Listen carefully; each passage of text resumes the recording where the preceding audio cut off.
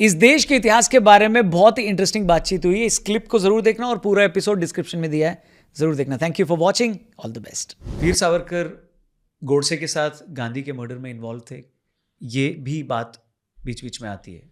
इस पे नहीं, उस पे एक्चुअली एक पूरा साल उस समय की केंद्र सरकार, जो पहली सरकार थी स्वतंत्र देश का, नेहरू और सरदार पटेल वगैरह की, तो उन्होंने छानबीन किया, इन्वेस्टिगेशन किया और यहीं दिल्ली में रेड फोर्ट ट्रायल्स हुए और after 1 long year of investigation court ने उनको बाइज्जत बरी कर दिया, वीर सावरकर जी को। बाकी सारे लोगों को वेरी टफ पनिशमेंट, गोडसे और आप्टे को वर hanged, many were let off as approvers, but इनको बाइज्जत बरी किया because there was no evidence. अब गोडसे was certainly सावरकर के सेक्रेटरी हुआ करता था पहले, हिंदू महासभा में जब थे। अप टू 1942-44 उनका संपर्क बना भी रहा, पर उसके बाद आई थिंक 1945-46 में सावरकर जी को आई थिंक 2 बार he had a heart attack, he had almost come to the level of dying. तो ऐसे में उनका जो राजनीतिक पार्टिसिपेशन है वो बहुत कम हो गया था। तो उस समय बहुत सारे ये जो युवा लोग थे जो उनके साथ काम करते थे, उन्होंने अपना अपना खुद का रास्ता नापा और गोडसे खुद अपने जो डिक्लेरेशन है, dying declaration, testimony in court, उसमें वो कहते हैं कि he had nothing to do with this. In fact, we were disillusioned with Savarkar because by then he had become a pacifist. वो भी शांति की बातें कर रहे थे। और जब हम जाके गांधी का एक जो मीटिंग था, जो उन्होंने आई थिंक एक मंदिर में जाके कुरान के आयात पढ़े या समथिंग, तो उस पे इन्होंने प्रतिरोध किया था कि आप मस्जिद में भी जाके हनुमान चालीसा क्यों नहीं पढ़ सकते, क्यों हमें इसको ढोना है हमेशा। दूसरा पक्ष भी आए, दोनों हाथ मिलाए साथ। तो उस पे सावरकर जी एक्चुअली उस पर भिड़ गए थे कि why do you want to do this, don't disrupt his meetings. तो ही सेड ये भी आई थिंक उसी तरफ जा रहे हैं, तो हमें इनसे कुछ लेना देना नहीं, हम खुद कर लेंगे। Right. तो he talks all these details. और मेरे किताब सावरकर कंटेस्टेड लेगेसी में पूरा ऑलमोस्ट 11,000 पन्ने मैंने छांटे नेशनल आर्काइव्स ऑफ इंडिया में, जो गांधी मर्डर ट्रायल पेपर्स हैं। तो उसमें भी सरकार ने सारे सबूत और दस्तावेज देख के उनको बरी किया। फिर ऑलमोस्ट इनकी मृत्यु के थोड़े 1-2 साल पहले एक कपूर कमीशन का रिपोर्ट बिठाया गया इंदिरा गांधी के टाइम पे। तो उसमें जो जस्टिस कपूर हैं, जीवनलाल कपूर, वो पूरा ये सारे दस्तावेज को खोला जाता है ऑलमोस्ट 20 साल बाद।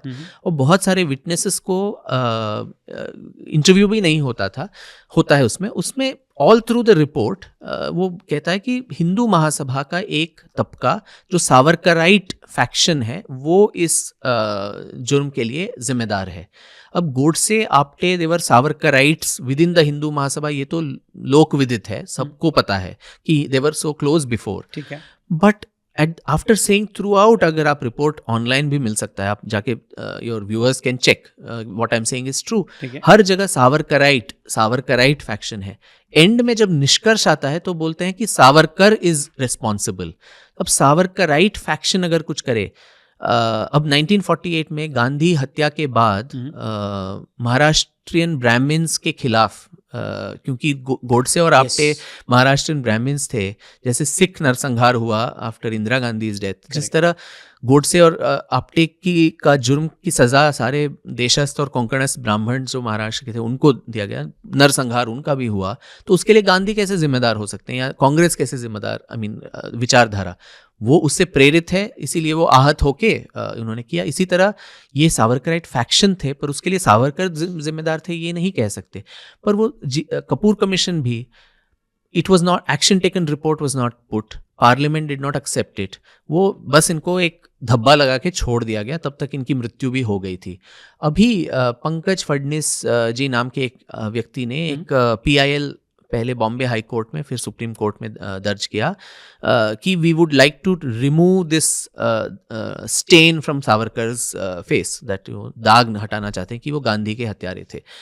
तो उस पे एक सुप्रीम कोर्ट ने इसको संज्ञान में लिया और जो हमारे पिछले चीफ जस्टिस थे जस्टिस बोबडे और जस्टिस नागेश्वर राव, उन्होंने एक एमिकस क्यूरे भी बिठाया इस पे और सारे दस्तावेजों को फिर से छांट के, this is 2018-19 I am talking about, इन सब को फिर से परिशीलन करके उन्होंने बताया कि there is no evidence to show that Savarkar is guilty in this and जो ओल्ड कोर्ट 1949 में जो वर्डिक्ट आया that still holds and he is the petitioners claim that it implicates Savarkar is wrong because it doesn't implicate. He has already been exonerated and there is nothing in the Kapoor Commission which can actually implicate.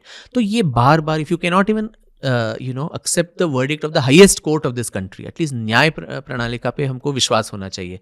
It cannot be that हम election जीत जाते हैं तो democracy alive है, हम election हार जाते हैं तो democracy is dead. Favorable verdict है तो judiciary is fine. Correct. Unfavorable verdict तो judiciary is compromised. ऐसा नहीं हो सकता. It is based on facts, just as history is based on facts. The law also looks for evidence. आप evidence दो, निष्कर्ष लेके जाओ.